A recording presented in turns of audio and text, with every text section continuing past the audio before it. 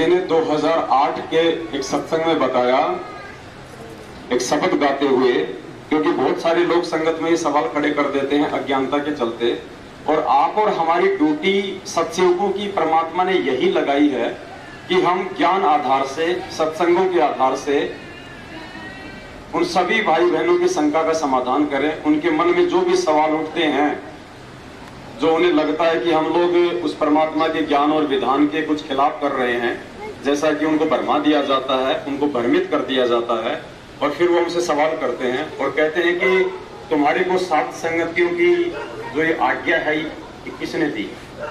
तुम्हारे को गुरुजी ने कब कहा कि तुम सात संगति करो?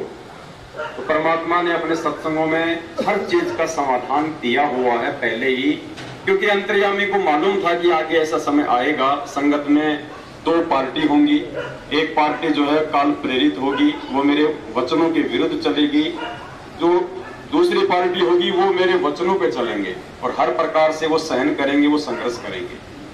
तो परमात्मा ने 2008 के सत्संग में अपना एक शब्द गाते हुए, और उस शब्द की एक अंतिम चौपाई है कि सत्संग में बूटे साधु एक से एक अगाधु, नर उनकी शरणा लाग जिनकी झुकी तले न डाली। तो परमात्मा ने इस वाणी का अर्थ समझाते हुए कितने प्यार से बताया, और परमेश्वर कह रहे हैं कि जो नए भगत हैं उनके लिए ये आदेश है कि जो पुराने भगत हैं, और सत्संग समाप्त होने के बाद जब वो पंडाल में बैठ जाते हैं मंडलियां बना के, तो जो नए भगत हैं उनको उनके पास में जो है जाके बैठना चाहिए, उनको ज्ञान चर्चा करनी चाहिए कि भाई आज गुरुजी ने जो सत्संग में बताया है उसका क्या अर्थ है, उसका क्या मतलब है। और परमात्मा ने बताया कि जो साधु होते हैं, जो भगत लोग होते हैं, उनमें एक से एक अगाधु होते हैं, एक से एक विद्वान होते हैं। और मालिक ने कहा कि केवल उन्हीं के संग में बैठना चाहिए, उन्हीं की संगति करनी चाहिए जिनकी झुकी तले में डाली, अर्थात ज्ञान आधार से जो आत्माएं विनम्र हो चुकी होती हैं, जो अधीन हो चुकी होती हैं। आप उनसे 100 बार सवाल करो तो भी आपके हर सवाल का प्यार से जवाब दें। मालिक ने नए भक्तों को, ऐसे भक्तों की संगति करने का बहुत ही पहले आदेश दिया हुआ है, और आज संगत जो है परमात्मा के उस वचन के अनुसार उसी राह पे चल रही है। तो ये परमेश्वर का जब आप सत्संग सुनेंगे तो हमें समझ में आएगा कि हम जो कर रहे हैं कुछ भी हम गलत नहीं कर रहे हैं। ये तो चलो एक सत्संग है जो आज हमें मिल रहे हैं, बाकी तो हम इतने समय से सात संगतियां कर रहे हैं, क्योंकि उस परमेश्वर का जो अंश है आत्मा, उसको पता है कि मैं कौन सी राह पे जा रही हूँ, मेरे लिए क्या उचित है, क्या उचित नहीं होगा।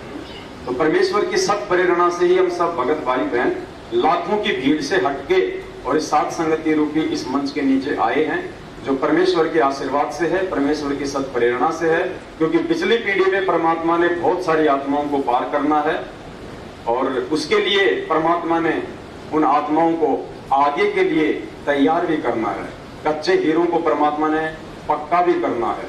तो जो भी कमी बेसी होगी आत्मा में, वो सारी की सारी यहाँ निकलेगी। जैसे हम लोग फसल अपने खेत में उगाते हैं, फसल जब तैयार हो जाती है तो उसको काट काट के, उसकी पूलियां बना बना के, उसके बंडल बना बना के हम वो पानी से छिड़काव करके थोड़ी सी जगह का उसको पक्का करके, जिसको खाता बोलते हैं, अब हरियाणा में क्या बोलते हैं पता नहीं, वहां पे उस फसल को जमा कर दिया जाता है।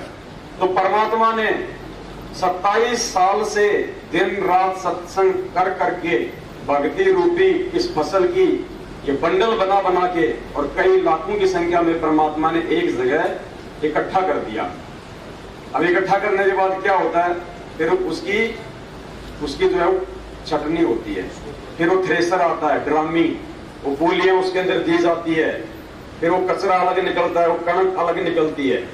तो अब ये जो सात संगति है ये वो ड्रामी है। परमात्मा ने जो लाखों की भीड़ जो इकट्ठी की थी 27 वर्षों से, अब उसमें से जो माल है वो इस सात संगति रूपी थ्रेसर से बाहर निकलेगा। तो सात संगत से भी जो कचरा है वो धीरे धीरे बाहर निकलेगा।